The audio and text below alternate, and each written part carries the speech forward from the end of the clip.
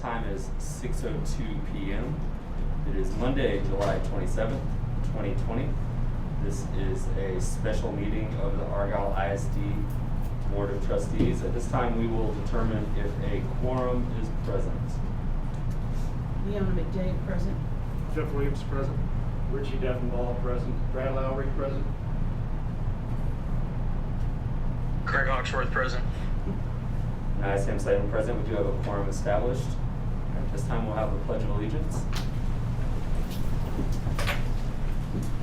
I Pledge allegiance to the flag of the United States of America and to the republic for which it stands, one nation, under God, indivisible, with liberty and justice for all. On the Texas flag, I pledge allegiance to thee, Texas, one state, under God, one and indivisible. We'll have a moment of silence.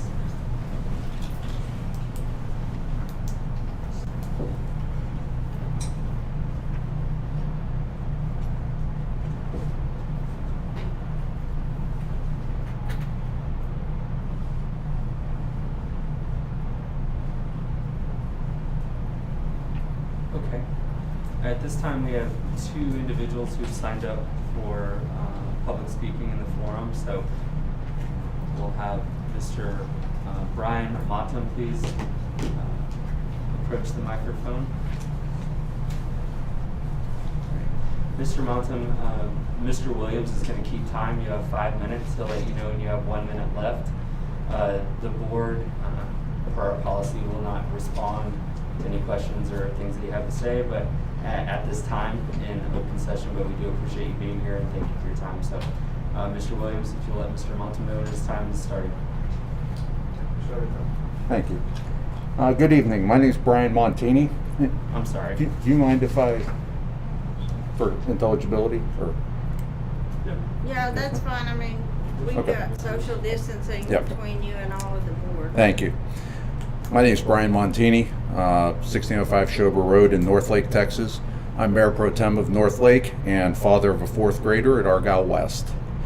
I'd like to start by commending the district's leadership and your continued efforts to address the community's concerns regarding beginning of the 2020 school year. The thoughtful offering of options for our children to begin the school year have impressed many in the community and myself. This allows for each family to make decisions that are best for their situation during this pandemic. Today we are presented with a little speed bump of sorts by Denton County Public Health Department with only 3 weeks left before scheduled first day of school. And this introduces, of course, the recommendations regarding the start of school. Argyle ISD has been tirelessly planning to begin the school year with a balanced approach offering of both in-person and distance learning options. We're now faced with new guidance from the county. However, in all documentation I can find, there's no mention about any studies about children returning to school and the risk it may bring. The only concerns I've seen published by the county and other agencies within Texas is the general state of COVID-19 within the county and the state. The largest known study regarding susceptibility of infection rate for school children was released on July 13th. This study was carried out in May in Germany to track over 2,000 children and teachers with blood tests. They were worried about the hot spotting of COVID of schools that were reopening. However, only 12 samples showed present or past COVID infection. Tests were carried out in several schools where there had been known outbreaks of COVID, and 24 participants had people within their households infected. Yet, only one of those children was found to be infected as well. The results showed, and I quote, "The dynamics of virus spreading have been overestimated in schools." The university said, adding that studies suggested the schools did not become a coronavirus hotspot after reopening, as had been feared. Professor Reinhard Berner, director of the Clinic and Polyclinic for Pediatrics and Adolescent Medicine of the University Hospital, Carl Gustav Karras, said studies suggested that children did not spread the virus as much as had once been believed. On June 30th, Dr. Fauci said that it is important to get children back to school. On July 14th, he said it should be a local decision, which I applaud you guys for having a meeting to discuss this. Furthermore, data taken from DCPH department as of this afternoon shows that within the 76226 zip code, which is about 90% of Argyle ISD, we only have 80 active cases. Still something to be cautious of, but it's very small compared to some other areas of Denton County. I believe that many of our children need interaction and the physical presence of a teacher to fully benefit their learning. Personally, my son is recognized as a Section 504 student and really needs the in-classroom attention and interaction. Too much screen time gets him and many other children with these situations kind of worked up, and it doesn't allow them to focus properly. I was thrilled when I first learned that Argyle ISD wanted to offer options for those that preferred either classroom or virtual instruction. Now I fear that option is potentially not an option if you choose to delay the in-person opening of school until September 8th. I'm strongly advocating for myself and the hundreds of other families that want their children back in the classroom, or at least to have the choice of if to have them in classroom or at home. Thank you. And please keep Argyle's ISD's current plan in place as is to allow children who choose to return to the classroom on August 17th the opportunity to do so. Thank you very much for your time and consideration. Have a good day. Thank you, Mr. Martini. Appreciate it. All right, Mr. Spees.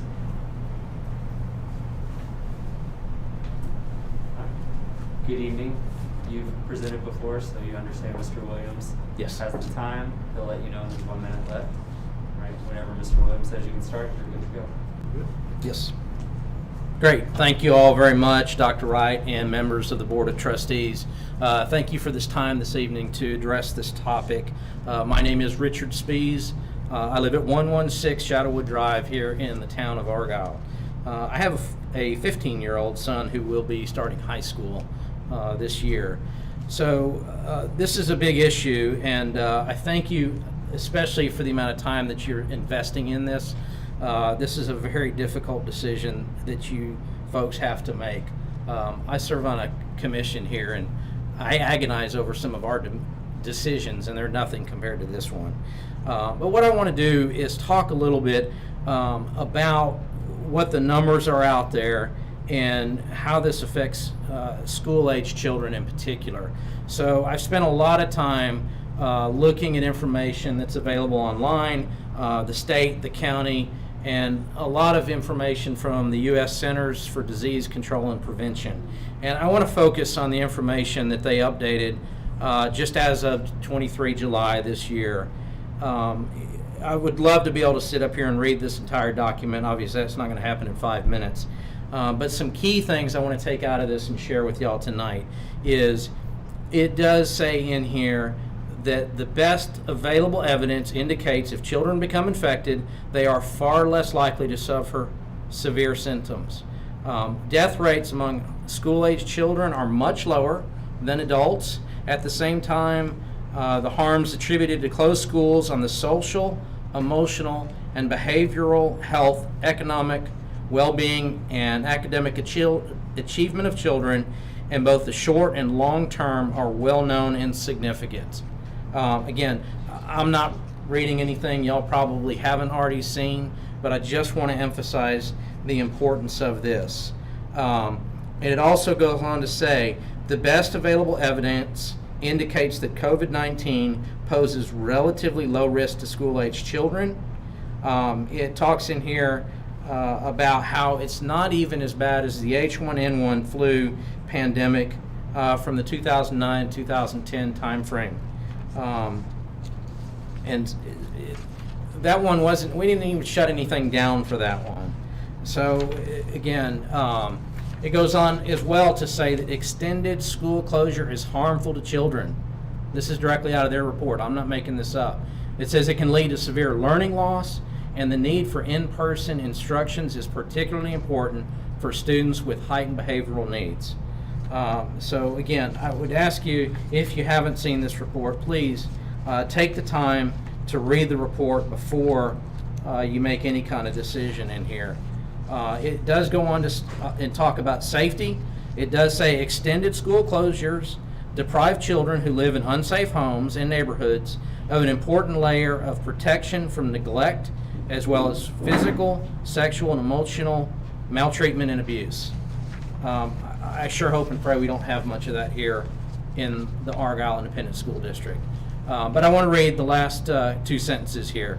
It does say, in their conclusion, the best available evidence from countries that have opened schools indicates that COVID-19 poses low risks to school-aged children, at least in areas with low community transmission, and suggests that children are unlikely to be major drivers of the spread of the virus.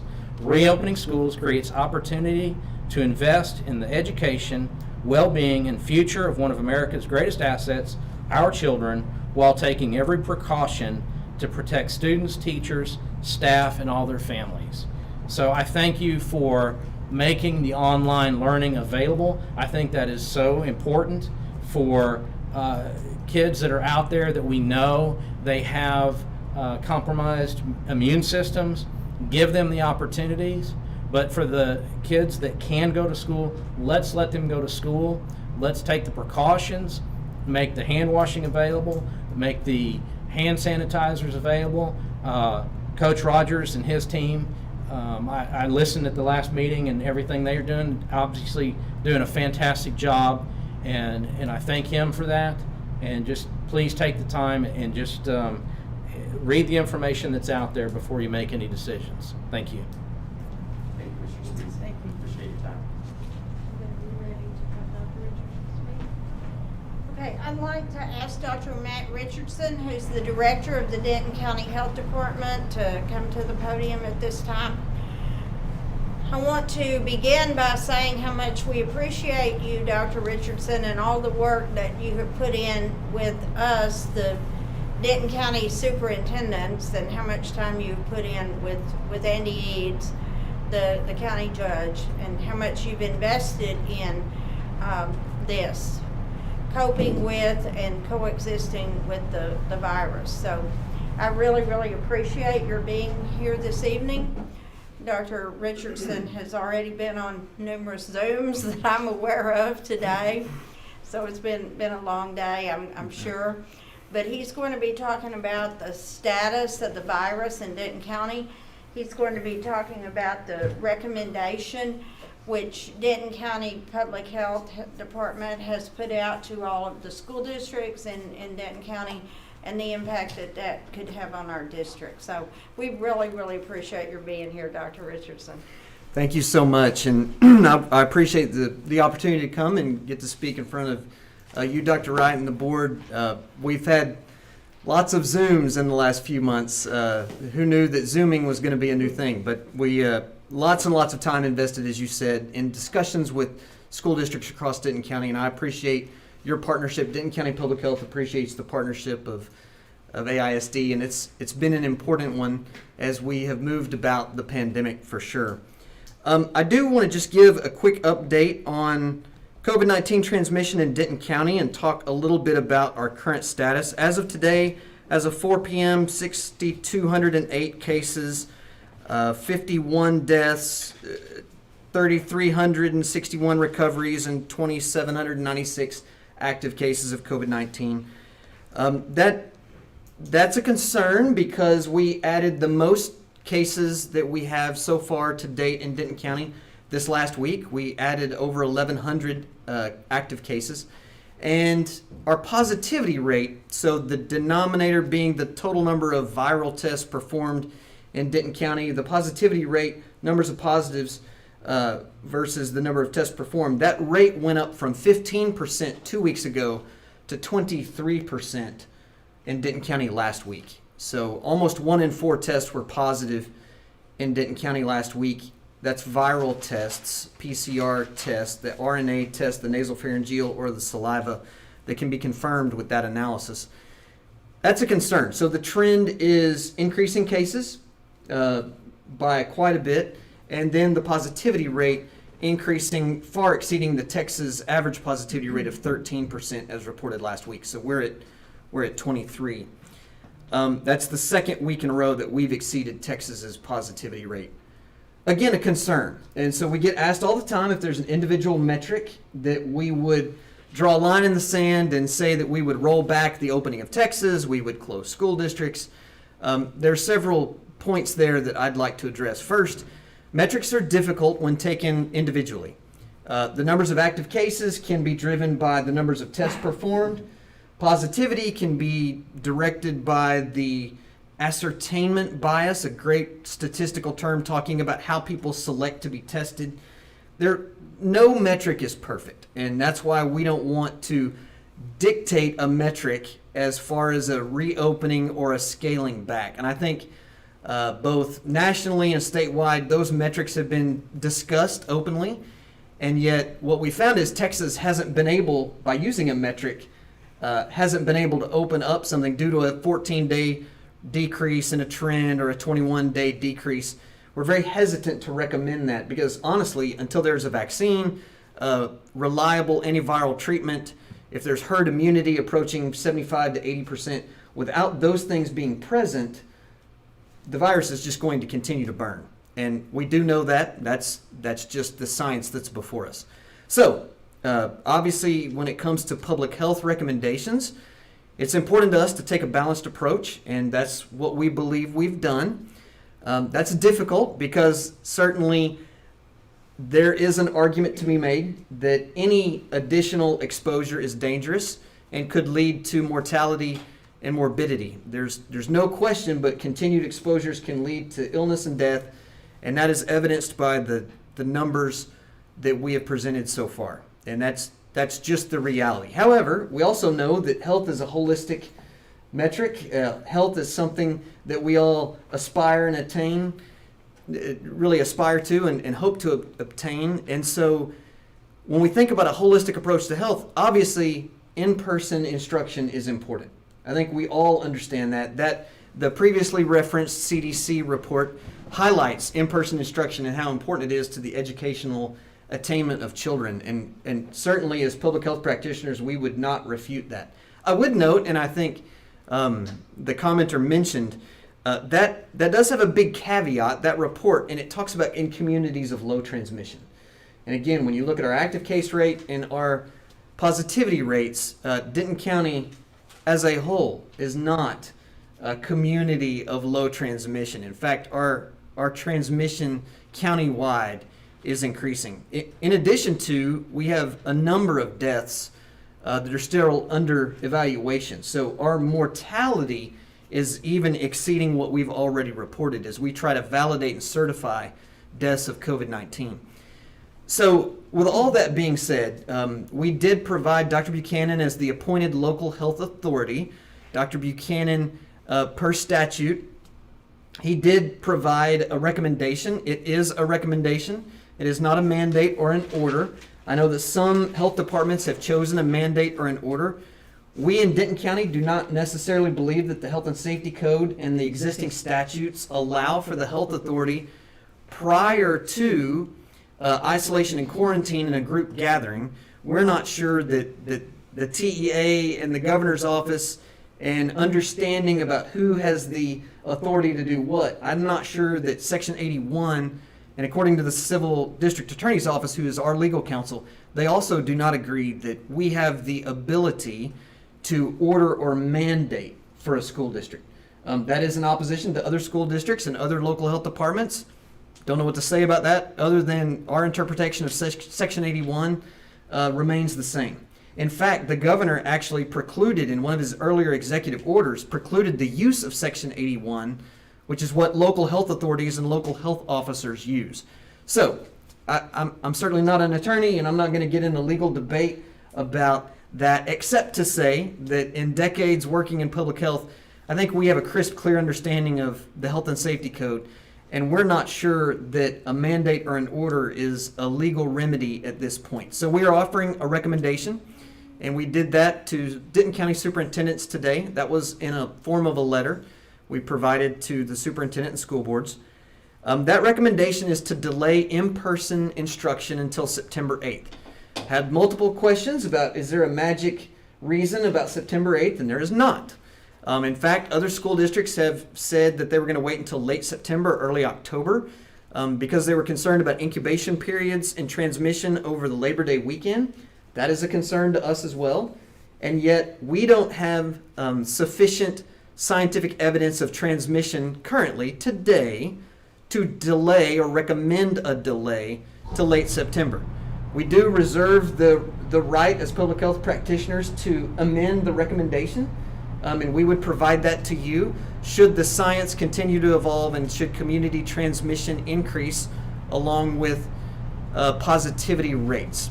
So all of those metrics working in concert together are a concern, but at this point we believe it's most prudent to delay what amounts to, essentially, in Denton County, a group gathering of 85 or 90,000 individuals, right? So that's what school really is, this group gathering. We suggest a delay of in-person instruction, allow the school districts to hone and to validate their in-person teaching planning, especially as the summer wears on and we see if face masks and physical distancing, particularly when we remind folks that the best way to get kids in school is to not get together on Labor Day and not have a big party, not have big family gatherings or big gatherings of friends at the pool or at the lake. We're really emphasizing, again, minimizing transmission. And if we can minimize transmission, if we can lower the positivity rate, if we can lower these incredible increases in active cases, we believe that schools could resume the in-person instruction. That's our recommendation. That's in concert with CDC recommendations, TEA guidelines, UIL guidelines. We believe that this is, again, a balanced approach. Again, we would reserve the right to recommend otherwise should the community metrics trend in the wrong direction in the next 4 weeks. But that's our recommendation. I'm happy to answer any questions the board has. A part of the recommendation also addresses gatherings of teachers at school. You make provision for that. And then a part of the recommendation addresses UIL and extracurricular. Yep. The whole point is physical distancing and facial coverings. That's the point. The science is clear that we can reduce droplet transmission of disease. This is decades old research that we can reduce the droplet transmission if we can cover the face, the nose, and the mouth where those droplets are expelled. That reduces the viral load, obviously, that someone is exposed to by enormous factors. And then the physical distancing. So again, decades and decades of research. If we look at TB, for example, we talk about 6 feet or closer for 2 minutes or longer and talk about that being a bona fide exposure. COVID-19, even though it's a virus and not a bacteria, very similar types of exposure concerns. Distance and time. Masks just dramatically reduce the exposure. So much so, in fact, and I'll give a real world example. If you think about a classroom, if you think about in here, everyone is wearing a mask. Okay, we have appropriate physical distancing. The beauty is, if I'm positive COVID-19, you all, because we are adhering strictly to facial coverings, you all do not have to go home for 14 days in quarantine. Okay, so when we do contact tracing in public health, when we do the case investigations of people who are positive, we're asking, who were you around and how did that interaction occur? Right now, everybody's in the clear. If someone takes off their face mask, if several of you take off your face mask, now we have a concern. In fact, everyone would have to quarantine because you could be asymptomatic and transmitting the disease, and there's no guarantee that a surgical mask like I'm wearing is going to prevent me from getting the disease. The facial covering, again, is to effectively prevent the droplet transmission. But I can still inhale viral particles through this surgical mask. If I was wearing an N95, that would be different. If it were fit tested, that is a respirator, and that's a very different situation. But we're all wearing surgical masks or cloth masks. So in schools, the point is the more we can get face masks worn, the more we can physical distance. If someone in an algebra class in a freshman campus, if someone in that algebra class is physically distant and everyone in the class is wearing a mask and that a student is positive, the rest of the class should not have to go home and quarantine. Okay? Now, if those provisions are not in place, The entire class quarantine 14 days, and you monitor for signs, symptoms, fever. That's your recommendation now. That'd be the public's recommendation on quarantine. Yeah, that follows the CDC guidelines. So that's a universal precaution. The quarantine is in case of a bona fide exposure. If you're not wearing masks and someone is positive, there's an exposure, particularly in the 6 feet or closer for 2 minutes or longer. That would depend on the class setting. Think about choir. So choir is a high risk, right? If you're in a choir and everybody has their face mask off and someone's positive, that choir class is likely going to have to quarantine for 14 days. Wrestling, hard to wrestle. Football, hard to play football. Think about O-lines and D-lines and the physical contact. And think about getting hit in the sternum and expelling what you have. If someone's positive, that's an exposure. If you see that in baseball, that's happened today, right? Where in a clubhouse, someone's positive in a major league team. Now there's multiple cases. Now they've had, because of the contact, they've had to quarantine entire baseball teams. That's what's going to be happening in the fall. Now, the more we can adhere to facial coverings, the more we can adhere to physical distancing, the more we can limit that quarantine and isolation. Isolation for sick, quarantine for exposed. That's the transmission rate would be if both parties had the mask on. So that's highly limited. So if both parties are wearing a mask, and we would honestly take this case by case basis, but in general, if two people are wearing a mask, we're going to consider that adequate protection in general. So if it's a classroom environment, all kids have the mask on, why would that not be considered a safe environment? Again, I think it likely would. If there's appropriate physical distancing. And again, I would say that 6 foot is what CDC discusses. Even if both parties have a mask on, Yes. physical distancing, why would that still be a consideration? Because there is some concern about facial coverings that, again, is while it dramatically reduces transmission of droplet, if we're very, very close for an extended period of time, we're more concerned about it not being a respirator and a sneeze, a cough, heavy breathing, that you could expend some viral particles. You're talking Again, kids, not yeah, very close. And again, case by case, in general, the recommendation is that facial covering, that physical distancing. And then we don't have to, right, it helps us in the case investigation, the epidemiology. It helps us if we know that a class is set up that way. We work with school nurses. And by the way, we do this, we've done this for decades and decades. We do this with measles, mumps, pertussis, chickenpox. This is a common discussion that we have with classes, okay? If someone on one of your campuses is positive for name a disease, we do the case investigation with the school nurse typically. We find out where that student has been. We get their class schedule. We try to understand and ascertain the type of exposures in that class, and we make a recommendation to the students in those classes. That's very similar, I suspect, to what we're going to have to do this fall. Yes, ma'am. I have several questions. Mm-hmm. I know there's a ruling, if it still exists right now, about children under 10 not having to wear a mask. Is your recommendation that in our elementary schools, should we have in-person learning that everybody wears a mask, including pre-K, kindergarten, first, second, third grade? We would recommend masks for anyone who can tolerate them, and just for the reason I mentioned, because now if you have first grade and there is not ubiquitous mask use, the entire first grade class would be quarantined upon confirmation of a positive case. That entire class would be quarantined for 14 days. Okay, so you're saying that if everybody's wearing a mask and a child should come down with it, you don't have to quarantine the whole class, that child stays home. Likely so. Everybody continues to wear a mask. Likely so. How would you differentiate face guards with the droplet expulsion versus So the mask? TEA, I'll just be honest, in Denton County Public Health, we have some concerns about the TEA guidance of face shield versus face mask. A face shield, if you're familiar, it's a piece of plastic, it goes around the face, but it's open on the sides and underneath. And so I've given the example, if you're teaching like here, all of you are wearing face masks. I think if I were wearing a face shield and I were positive, there's quite a bit of physical distance, and that face shield did help. That would be that may or may not be adequate, again, depending on the situation.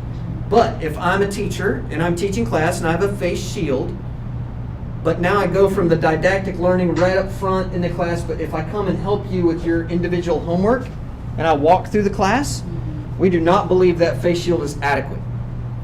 And so now we believe that the teacher or the student, whoever's not wearing a mask or positive, could be exposed. And so we would recommend isolation for the teacher and quarantine for the class, depending if the teacher was positive, for instance, and had the face shield. Okay, two more questions. Traditional seating in a classroom, we're not necessarily 6 feet apart. I know there's been concerns expressed by the physical proximity of the desks and the ability to do 6 feet, to sit 6 feet apart. What are your thoughts on if it wasn't quite 6 feet? I'm not saying it would or wouldn't be, but if everybody's wearing a mask, washing their hands, I know it's a hypothetical. That is a hypothetical, and unfortunately, it would be kind of case by case. We would work with the campus administrators and the school nurse and try to understand the situation. Okay. So, and then I know there's been some concerns expressed by the adults and the teachers who have to work in that space. And I know a lot of this research has been about children Right. contracting the disease, but what do you have to say about to the teachers that yeah, would be returning? Thank you. That's important because the Denton County Public Health recommendation is more than just about school, right? So we're thinking about the community at large, 880,000 residents in the county. So there is some conflicting research about transmission in children. The American Academy of Pediatrics actually put out the Bible when it comes to communicable and infectious diseases. It's called the Red Book. They put it out every 2 years. Since I was a baby public health guy, the Red Book has been the guiding principles of infection. And the reason that the American Academy of Pediatrics are the experts in infectious diseases, children are many times the sentinel events. They're the bellwether of an outbreak. There's lots of reasons for that. Their immune system is evolving. Many times they are not, don't let me shock you, many times their hand hygiene is not ideal. Their cough and sneeze etiquette, again, a surprise to everyone in the room, is not perfect. And so what we find is the viral transmission of many, many viruses is really exacerbated by pediatric cases. Now, it is also true, and I think this is bearing out, and we're so thankful, that children are really bearing the least amount of morbidity in COVID-19. So we have fewer hospitalizations, we have fewer deaths. Marvelous. There's no question, however, that they are transmitting it to older populations and vice versa. So schools are, again, mandated gatherings of kids and adults and the mixing of those. And we're going to be learning through the fall the more efficient methods of transmission. Is it in the 20s? Is it in the 30s? I do know that the active number of cases have been growing the last 4 weeks in 0 to 19 populations. And so our 20s and our 0 to 19s and then our 30s behind that are leading the way in new cases. That's a concern. So new case numbers that are driving the volume are in 0 to 19, 20 to 29, 30 to 39. So now the confluence of events, those case numbers growing, pediatric cases growing, and then schools coming together, all of that is a concern for us. And we believe that merits a delay in in-person instruction. Should that change, that would be positive. That would be encouraging. And I think also that delay gives schools time to increase the planning for that physical distancing, to really work on face mask compliance, and we really hope that this improves. Dr. I'm sorry. Go ahead. In 2009 with H1N1, I believe Dr. Wright can confirm this or not, the school was closed for 3 days because of the pandemic? We never did close. Okay. We never reached the percentage of cases that we were required to close, but we did discuss it. We did discuss it extensively, but never closed. So with that pandemic, I guess I'm trying to ascertain the county response during that pandemic versus this pandemic, and Sure. looking at the mortality of COVID-19 versus with the H1N1 pandemic. Sure. And like you said, there's close to 900,000 people in Denton County, and you said 51 Deaths. deaths. Yeah, that's right. That are attributed to COVID-19. So it's well below 1% for sure. Sure. So I'm just trying to understand. We're at about county's 0.8% of mortality for active cases, right? So, we're just under 1% for cases versus deaths. So the case fatality rate pushing 1%. What's the case rate, 0.3 or something? The case rate itself, the active case rate. is like So 0.3. yeah, the case rate's tough, right? Because we have the cases that we're counting they're very much the viral positives. So we do recognize that there are some additional cases. So the case rate itself is difficult to ascertain. I mean, if you would have sat back in April and thought, with all the grand predictions of what the case rate would be 4 months later, you would have thought 20%, 30%, right? Yeah. Those were the Who numbers knows? we were told. Right. So and I'm just curious why we're still reacting so conservatively with a case rate of 0.3%. And nothing's going to change in the next 3 weeks. I mean, you can't change from 0.3 to 0.929. It doesn't really make a difference. So that's my concern, my question is, Sure. we're taking all these efforts on that small of a case rate, and nothing's going to change.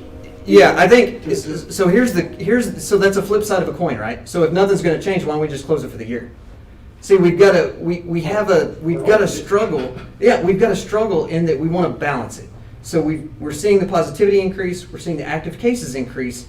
That's bad. We've got additional mortality that we're still trying to validate. We're going the wrong way. Last week was our highest number of deaths. I don't know what this week will hold. So the trends are all working together in concert in a negative fashion. We're hoping that can change. And we want to give that some time to allow in-person to really represent less risk for the staff. And I think it's likely low to minimal risk to children, although there is some. But the community transmission in the community at large is a concern for us with school gatherings. Even with that low percent active, it's still just a primary concern. Yeah, I think, again, we're going the wrong way. So that percent is what it is today, and I think it's growing. And so we're hoping to stem the tide of that a bit. We don't know where it will be tomorrow. And to your point, September 8th is not magic. It's a delay. It's a pause for us to gain more clarity. And it's not ideal. And I mentioned today, this has the convenience of frustrating everyone. There are many that believe that this is not much of an issue at all. There are many who believe that this is life or death. I've found a way to alienate all sides, which is great. But that continues. That continues. And I think this is a countywide concern, a statewide concern, a national concern of balancing this holistic approach of education and how we do this safely and effectively. And yet, again, we don't have a community of low transmission. That is increasing. A positivity rate of 23% is, bad. We're going the wrong way. And so we're hoping that tide can be stemmed, and then that would lead us to more optimism moving through the fall. Can you And, just give us some idea? I feel like I didn't answer your question. You asked about H1N1. Okay, I think Mr. so here's, Lawrenceworth's got a question also, but go Okay. ahead, Mr. Lawrence. well, I was just, Let me finish. I was just going to mention the H1N1 difference. So H1N1, if you remember, those first cases were, they were in the spring of '09, and then we had a bloom in the summer.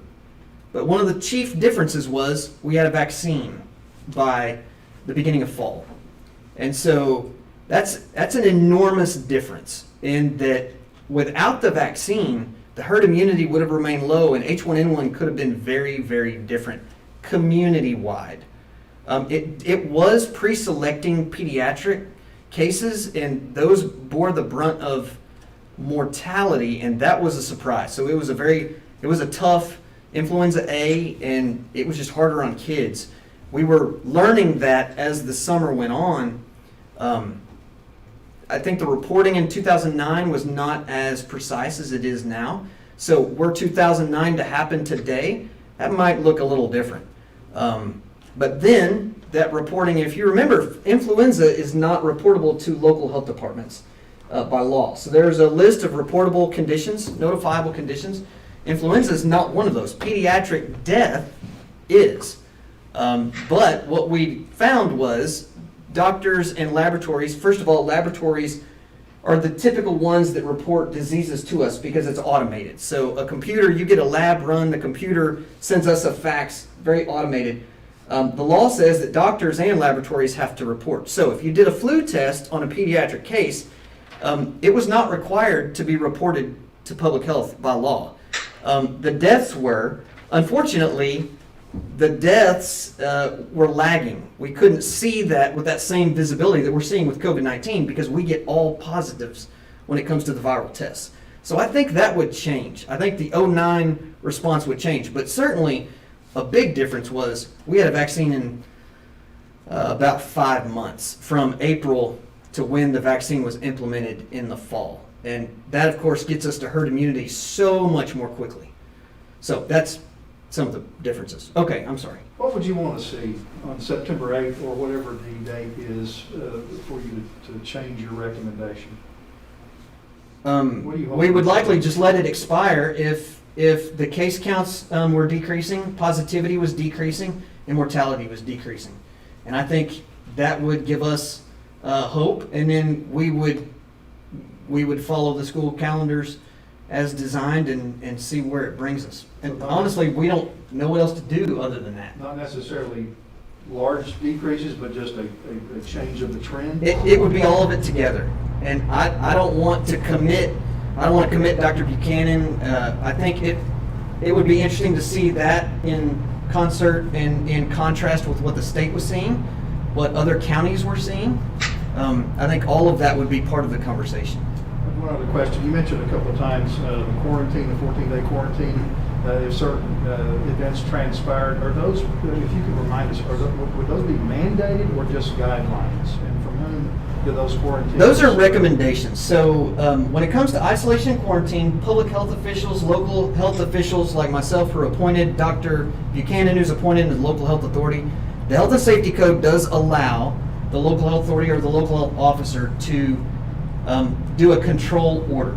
And a control order is to order isolation or quarantine of exposed or confirmed case of an infectious or communicable disease that's listed in that notifiable condition list. So we do have the legal right and the legal authority to isolate someone to their home or a location of our specification, or quarantine.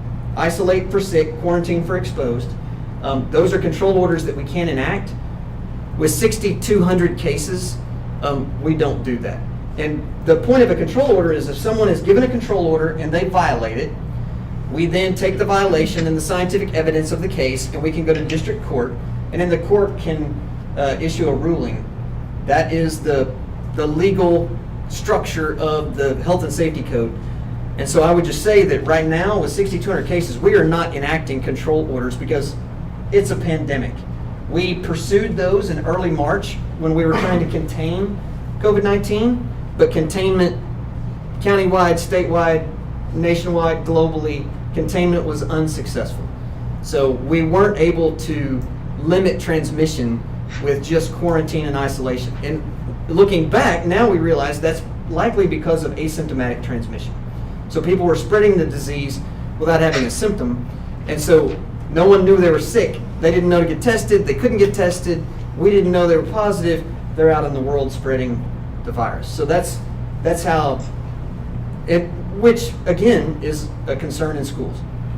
We have just one more question first. We obviously have multiple campuses here in Argyle, as most districts do.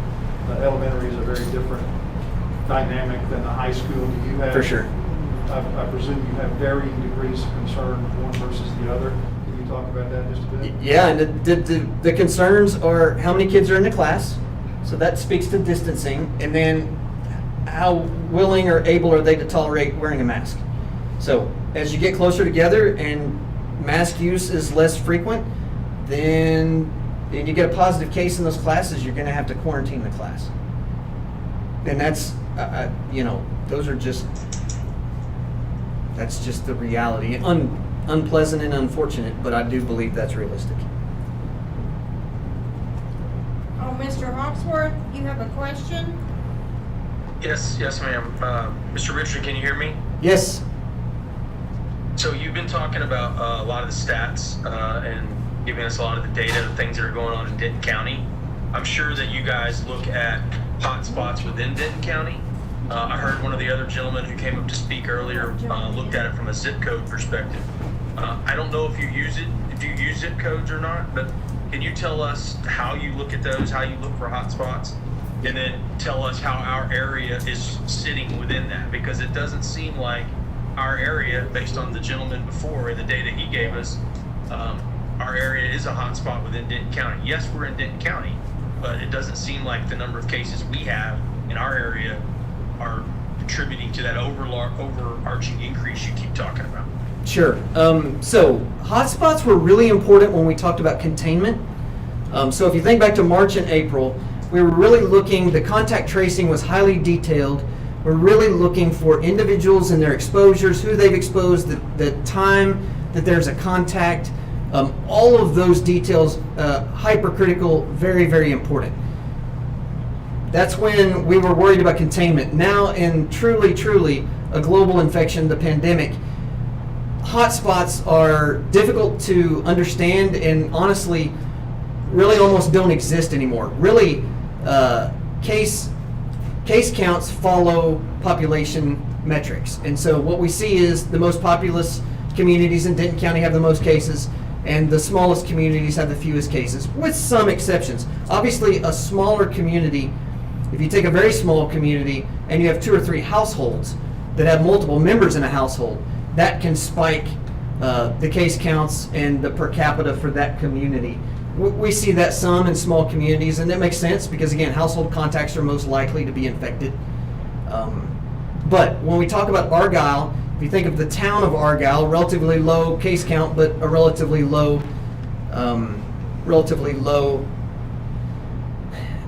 population. Now, if you think of Argyle ISD, that encompasses a much larger area, those case counts very much increase, right? So Argyle ISD is not the town of Argyle. So when you look at the reporting, you look at the town of Argyle, that's not the same as looking at unincorporated Denton County that Argyle ISD encompasses. Parts of Trophy Club, parts of Harvest versus Canyon Falls versus parts of Flower Mound. So Argyle ISD might include some of those cases from those other communities. We don't delineate by ISD, we delineate by community or unincorporated parts of Denton County with our GIS system. That's Geographic Information System. Thank you. Yes, sir. I have a question that's kind of from a parent angle as well. Recently graduated, still a teenager. Right. Seeing how they operate and move in these circles, right? Right. Would there not be an element of control for those who choose to come back? Would there not be an element of control of the circles that the kids are running in, whether it be extracurriculars or in class? That'd be marvelous. I think that's something that, honestly, because of the volume of cases, public health is not going to be able to coordinate. But we would very much encourage school districts to be proactive in thinking about the classes and the groups of individuals. When we're talking about quarantine, we're talking about isolation, yet limiting or cohorting, which is the term we always use, but the cohorting of individuals, again, minimizing the numbers of people eating lunch together, right? So you don't want 300 kids eating lunch within 3 feet of each other because their faces aren't covered, they're eating lunch. You want to cohort classes as best you can. It's terrible, lunches are already busy, it's already short, it's tough to do in schools. I do recognize the logistics of that are frustrating, but that's the science. So that's the cohorting, the limiting groups. Then if face masks are not being adherently complied with, then you are limiting the number of people that you have to quarantine for 2 weeks. So the more you cohort, the more you're limiting exposures, the fewer kids you got to send home, or the fewer teachers you got to send home. Well, all of that too is like I say, with that model, we know where our kids are more hours in the day. You know what I'm saying? And after school or whatever. Sure. So with those activities, things like that, are we kind of creating our own? I hate to use the word bubble because it's used by another sports organization. Maybe. I think in some cases you very much are. In some cases you're not. My kids are very much locked down, much to their chagrin, right? So my kids are frustrated. They're not seeing their friends. They're not out and about. School would increase their interaction. A bunch of kids, school might decrease the interaction. There's no way to. Depends on the family, I would think. I know some families are. I refuse to wear a mask. I'm going to go hang out with whoever I want with. We're going to go to the movies. We're going to go to dinner parties. Some families are that. Some families are like mine. We're not going to go see the grandparents, right? We represent risk. It's a struggle. It's hard. But yeah, I don't know of a way to generalize more or less structure, more or less risk of the general public and the general public's interactions with other people versus a school. I just know what would work in a school. Yes, ma'am. Well, I was also going to say it takes a village. For sure. If we want our kids in school, we want to wear a mask and not hang out and party on Labor Day, right?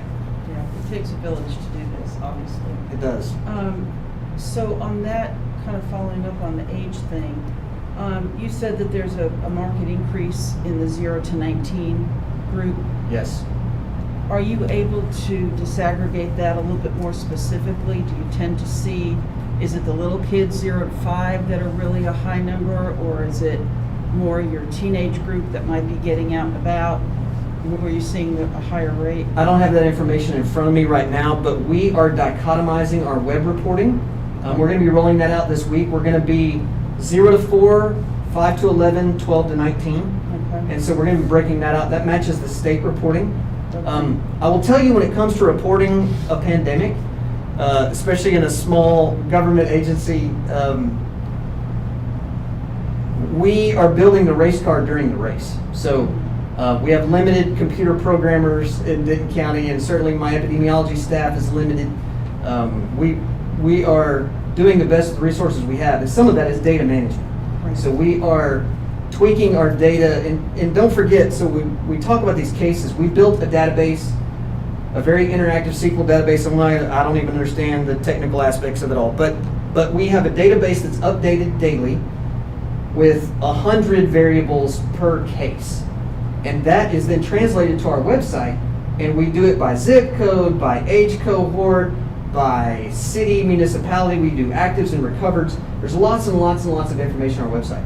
All that is to say, when we add a new metric, a new variable, well, I've got 6,200 cases, right? So that's the retrospective, there's a big programming piece to that to get it to handshake with our mapping. All of that is to say, we do think that's important information to understand the cohort of children, particularly as school is beginning. So we're going to mirror the state's cohorting of those ages as well. Whereas traditionally in public health, it's been 0 to 19. And so we're changing on the fly. But that change is more complex than it would first appear, Well, sadly. I will applaud you all for the website. It is Thank you. The best I've seen. Uh, It's a ton of detail. It is death by data. It really is. We are struggling, and it's so funny. There are so many. I didn't know. It's always been a struggle to hire epidemiologists, master's prepared epidemiologists. It's a struggle in any health department.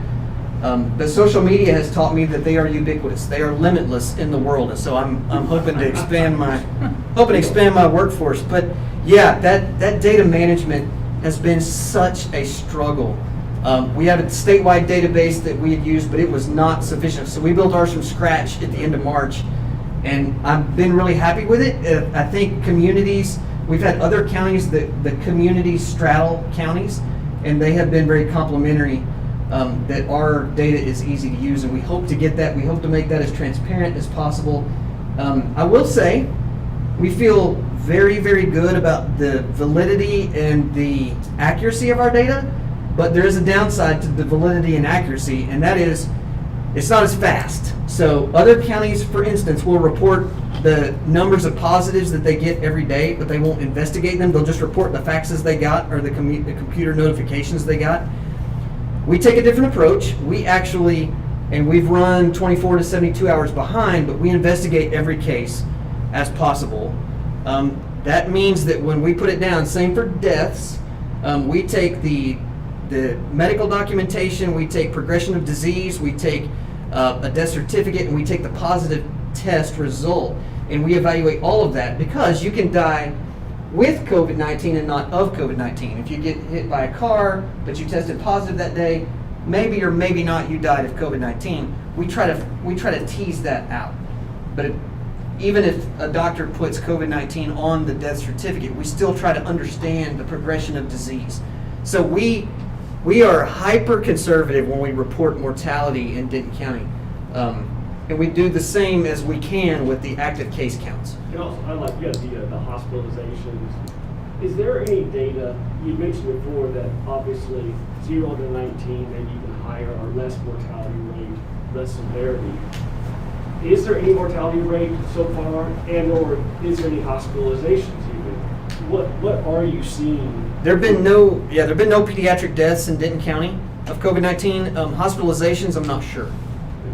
Again, hospitalizations are not reported to the health department by law. So if a pediatric patient has mumps, until there's a positive mumps test, I don't know about it, and they could be hospitalized. COVID-19, until we get a positive test, we don't know of a patient, a pediatric or otherwise, hospitalized. By the time we call and try to verify and validate the information, by the way, that's voluntary. So anybody can decline or deny us access for an interview, and that happens. I've been hung up on, my staff has been cussed out. I mean, some people do not want to participate in an active case interview. And so then we have to take the best information available, whether we're going to report it or not. So pediatric cases, hospitalizations, we're going to get that anecdotally unless there is a positive test from the hospital. Okay.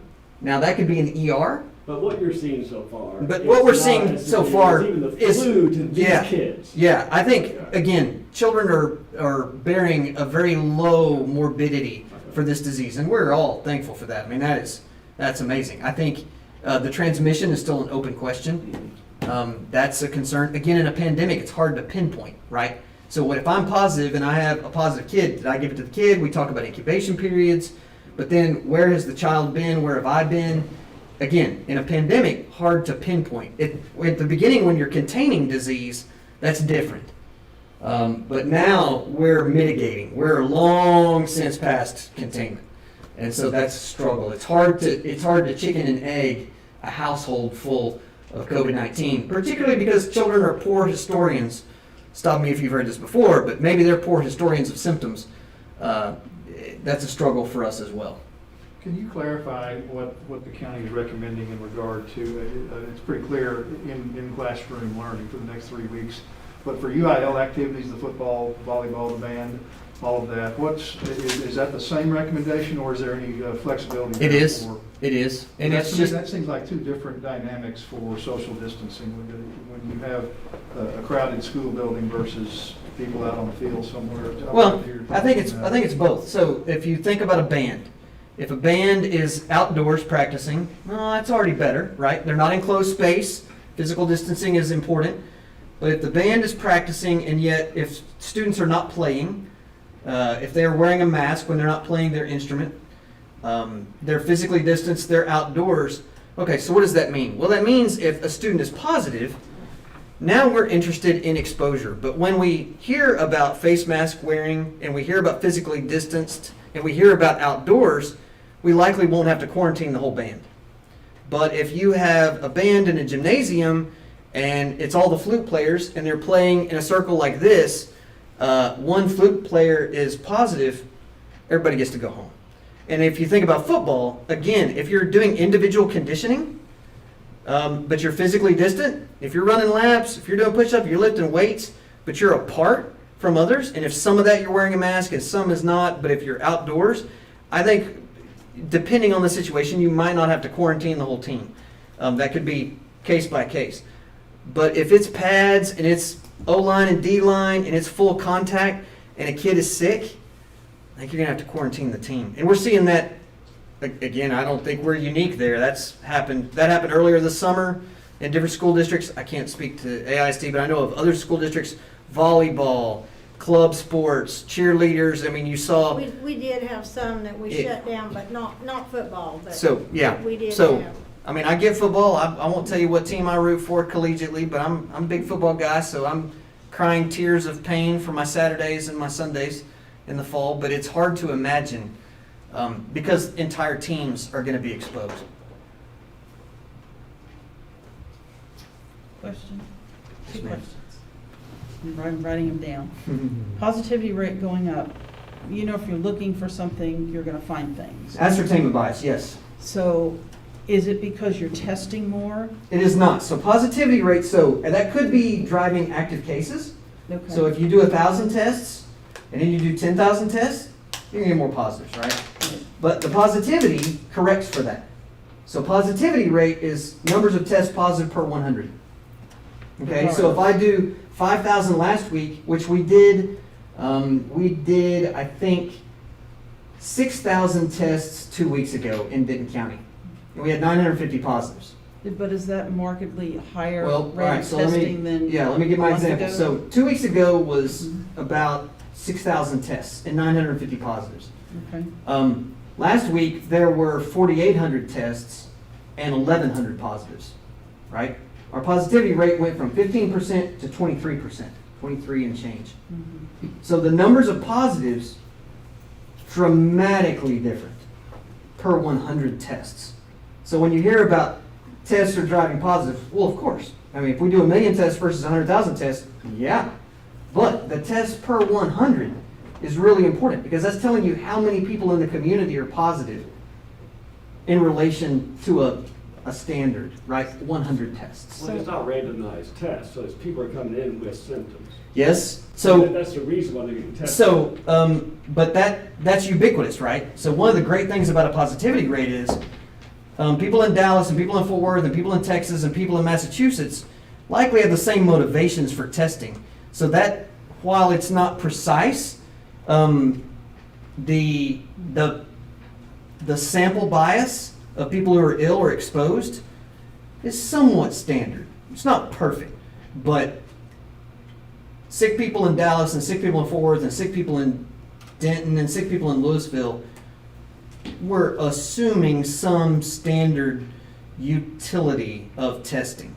It's not perfect, but we can't, again, if I'm going to test, for instance, the jail, a nursing home, a school, if you test an enclosed environment, that's very different than the general public. You would anticipate a different positivity rate, you would anticipate differences because of the subset of the population. But right now, when it comes to testing, everybody's getting tested for about the same reasons in about the same way. So in that 15 to 23% increase, do you have an age range where that increase is mostly I from? don't in front of me, but I do know that 0 to 19, 20 to 29, 30 to 39 are fastest growing cohorts in the last 6 weeks. That And so kinda makes sense. I Okay. assume that I haven't seen the data, but I would anticipate that is the same. Okay, and then one last clarification for me. Yes, ma'am. You said if everybody in a classroom, teacher and every student are wearing masks. That's our recommendation. Right, and if they do that, you're saying that wearing a mask is, I know I wrote it down here, hang on. It's, by definition, you're basically saying if one student, let's say, came down with it, or let's say the teacher came down with it, but everybody was consistently wearing masks in that class, you don't consider that necessarily that you have to quarantine the class. It's just that person goes and isolates themselves. That's correct. That's So you don't- in general. You don't consider that as an exposure In general, that's correct. in general? Okay, all right. Dr. Richardson, Good. I know you said there's no magic Yeah. to September 8th. I'd be remiss if I didn't mention the dozens of emails and more so calls that Oh, I've yes. received about the fear of, okay, you follow the county recommendation, you go back live on September 8th, and then you're shut down again the week later, because we've experienced this already where we were off for 2 weeks after spring break, Yeah. and then we kicked the can down the road. I guess we'll help me understand that. Speak to that fear, I guess. Sure. I wish I had some clarity to offer. I wish there was, again, a magic metric, a magic bullet, a magic intervention. We're trying to mitigate disease, and so that mitigation is a balance. It's a balance of the holistic approach to health with education for kids. It's a balance to minimize transmission. It's a balance with masks to minimize the quarantining and the closing of a campus. It's better to quarantine a class than a campus. It's better to quarantine a campus than a district. You know, I think we're all wanting and we're desperately seeking the balance of minimizing transmission until we can get herd immunity and a vaccine. And so this is balance, and it's not perfect. And no metric is going to offer us the crystal ball of how to beat it. We just got to get to the vaccine. And then, of course, once we get to the vaccine, I'll be back and I'll be talking about the anti-vax rhetoric and talk about the importance of herd immunity and vaccination and school-sponsored vaccination. We'll be talking about all of that, and we will again alienate exactly half of the population. To that point, and I think you'd be the first to admit that herd immunity or a vaccine could easily not occur for this entire school year, and maybe That's a longer. struggle. So, if you're making a recommendation that we delay normal school, what is the metric that you're using to recommend it in 3 weeks? Oh, by the way, you need to keep doing that. What? If you say it's not exact science, which we all know it's not, what are you using to change your recommendation? So I think it's going to be trend, and I think that's. But is there a percentage? Is there a line that you're going to cross? Is there a? I don't know of one. I think it's going to be number of deaths. Is there Yeah, it's going to be all of it. It's going to be the active cases, as we discussed. It's going to be the positivity rate. I think it is morbidity.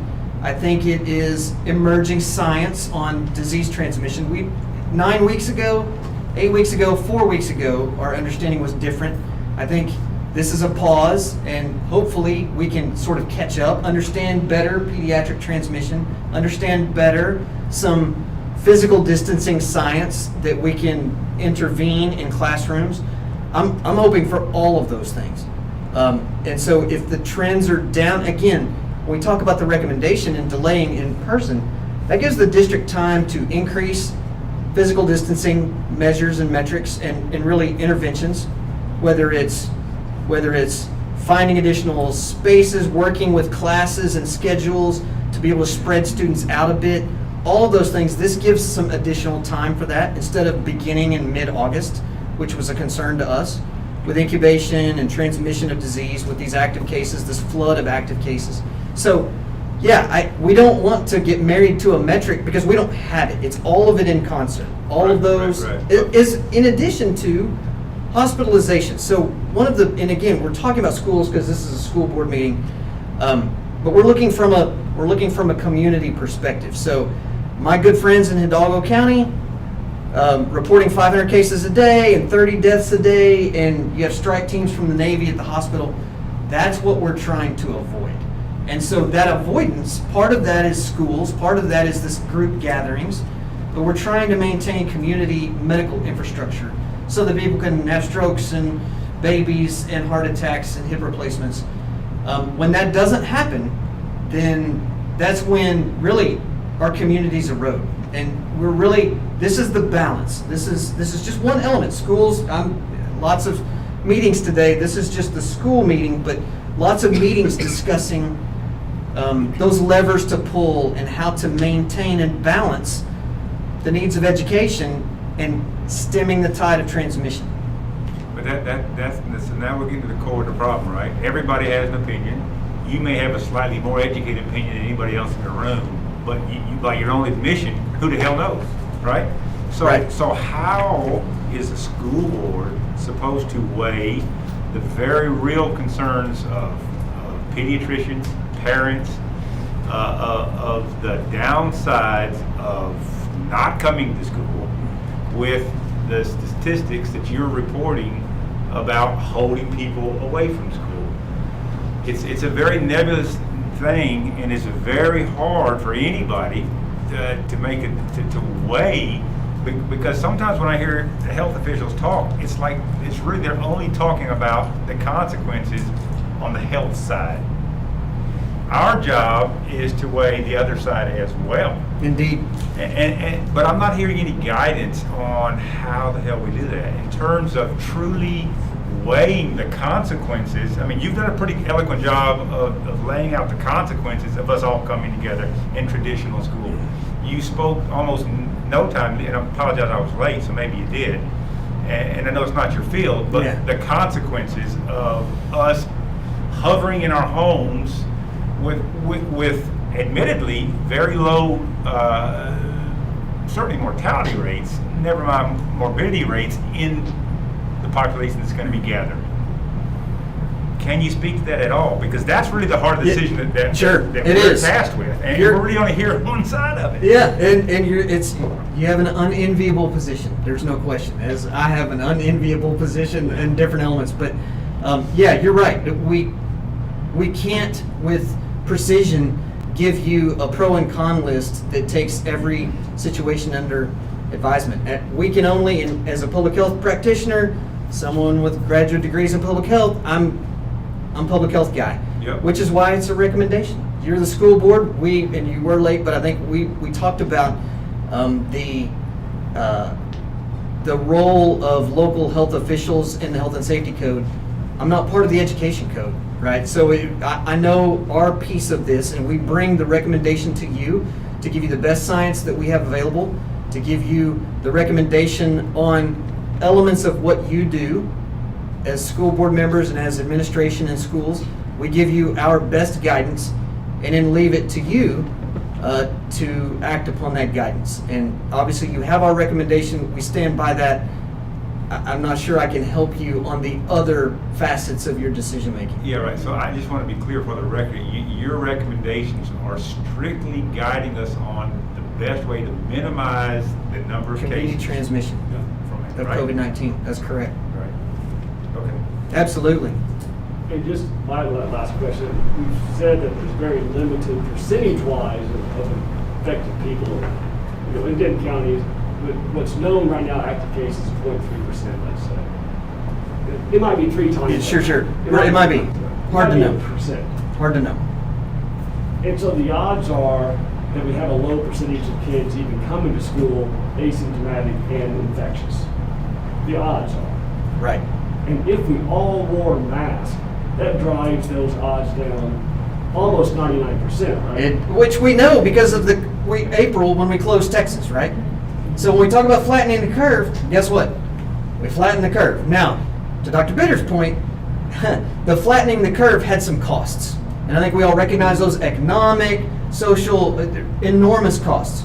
Biologically, we know how to combat the disease.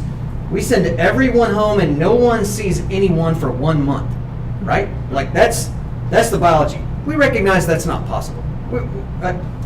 Right? Everybody recognizes that's not possible. So The mask is the second best. the mask and physical distancing Yeah. is that's the best balance that we have. Supersedes the physical condition. Meaning, if you do one or the other, Yeah. you do the mask. Yeah. Although I really like Unless you're both. kissing somebody.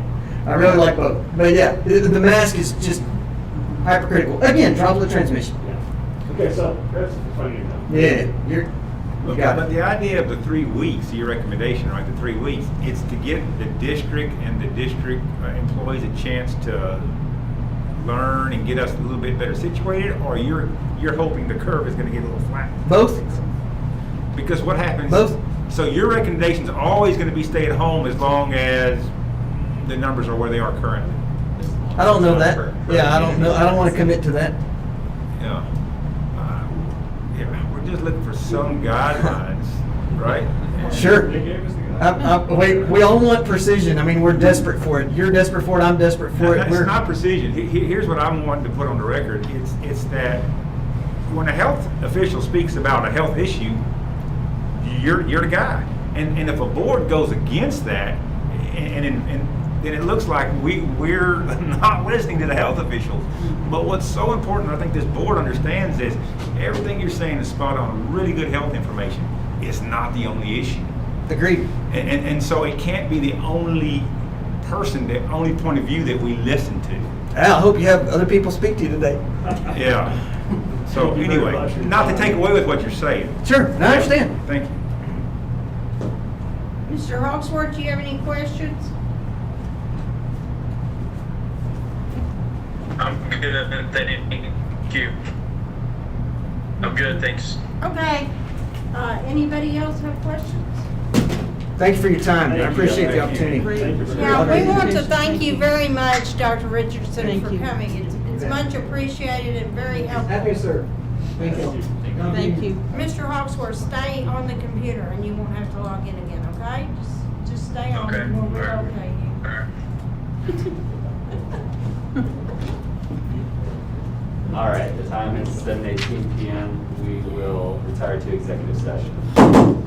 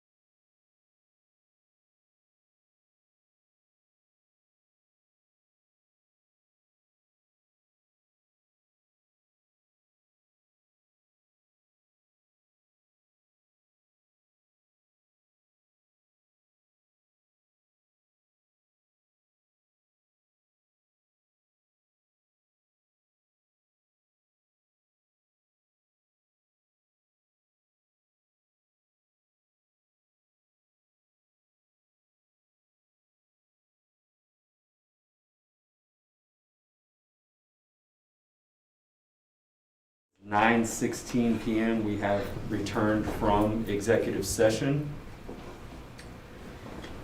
All right, at this time, I will entertain a motion to postpone action item 7A indefinitely. Mr. President, I will move that we move to postpone action item 7A indefinitely. All right, Dr. Bitter, motion to approve. Do I have a second? I'll second. Dr. McDade, second. Any further discussion? All in favor say aye. Aye. Any Aye. opposed? All right. The motion to postpone action item 7A indefinitely passes 7-0 unanimously. The Argyle ISD Board of Trustees wishes to reiterate the intent to continue with the approved 2020-2021 school calendar and follow current UIL guidelines and schedule for 4A districts. Tomorrow, Tuesday, the Argyle ISD and the Argyle Board of Trustees, in collaboration with one another, will issue a press release detailing the decision. Okay. All right. And this time I will, Dr. Wright, do you want to talk about action item 7B? Yes, Greg, can you roll down to that? Roll down to that second action item. It is here. Which document do you want to see? I just want to see the item. Oh, sorry, I'm doing it. Running too many things here. Okay, this came about this afternoon and is an emergency addition to the agenda. Not an emergency meeting, but an emergency addition to the addendum. And that is why we were able to go ahead and include it. We only got this information this afternoon. This is a motion to approve an interlocal agreement for our bulk order for hotspots and Chromebooks, and the interlocal agreement is with Region 4. And to give me, the superintendent, authority to sign that interlocal agreement with Region 4. We're being able to get these hotspots and Chromebooks at 50% of the cost of what they would normally be. They're not, I had mentioned this once before, they're not the exact specifications of the Chromebooks that we're using, but this is an offer that we cannot pass up. So that's my recommendation, that you give me this authority to sign this interlocal agreement tomorrow with Region 4. These Chromebooks have the same warranty as any other new Chromebook? They're brand new. They are new. They just don't, but they have the same warranty, yes. They, not compared to what we normally buy, they do not. But they're half off. Yes, they're, Do we have any understanding why they're half off? They're not as good as what we normally buy. well, but they're half off because the state's paying half and we're Correct. paying half. Correct. But they're 16 mg and the ones we normally get are 32 mg. Greg, are they sufficient for our needs? For the price, we will find a use for them. They will come in handy in the situation that we're in, and definitely can increase the number of devices within the district. We've talked about use cases after they're needed for this initial virtual. But these will be issued to students? They're to be used however we deem We use fit. them in classrooms and with students. I mean, how many are we talking about? 200. Oh, 200. This wouldn't be part of your refresh program. No, we're not using them in the refresh. We would use them like in So it's classrooms. additional 200, it's not part of the refresh, so it's an additional 200 computers that we Right. wouldn't otherwise have. Right, Correct. and hotspots. And this could be potentially used for lower grades that don't have one-to-one, that Correct. students that may need Or access. like if they have 4 in a classroom, we could up it to 10, that sort of thing. Right. In the hotspots, you're gonna need the additional hotspots for more in the virtual environment. Mm-hmm. Yeah, so that may have some need anyway. And those would be available for students or staff that needed them. Can I ask us to cost and where it's coming from, where it's being paid from? I've got that. It's, If that's okay. Okay. So the potential cost on this is a split between a 50% share between TEA and, or the state and us. So for Chromebooks, our share is gonna be around 26,000, and for hotspots, it's around 24,000. So you told that before. That sounds right. And so I've been tracking, since we had that action item on our last meeting, asking for, authority to purchase, I've been tracking all of our purchases on there. And so, this would add another 26 and 24 to it. And to kind of give you an idea, so the funds would come from our general fund, and they would come out of the same area that we're intending the PPE purchases that we were talking about the other day. And I know we told you we would update you of where we're at. Some of these POs have been issued and some are getting ready to be issued, of things that we're securing. This would put us at a total of just under 130,000.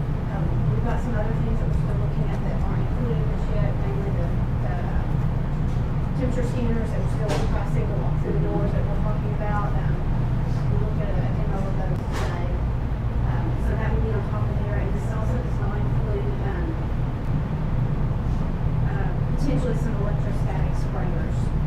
But it does include, that 130 does include plexiglass trifolds at the lower grades that we talked about.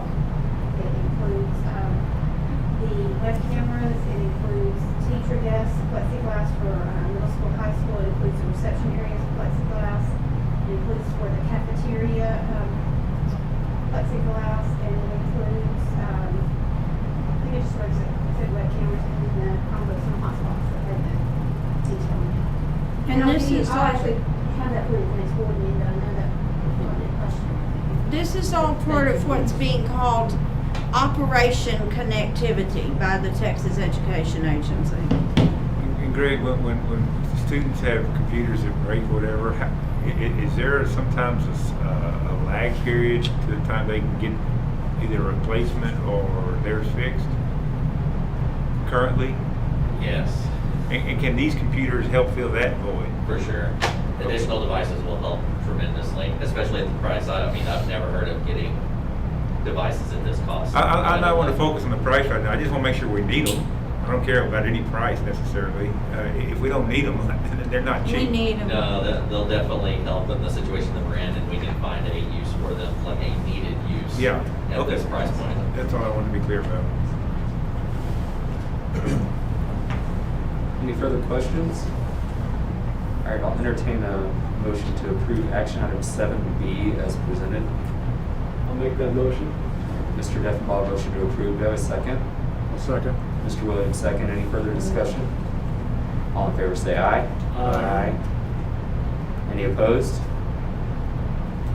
Okay. Did Mr. Hawksworth I vote? did not hear. Did you vote, Mr. Hawksworth? Aye, I'm in favor. Okay. Motion passes unanimously 7-0. Okay. Do you want to adjourn for the evening or just go to full session? Yeah, just adjourn. Okay. All right, the time is 9:24 p.m.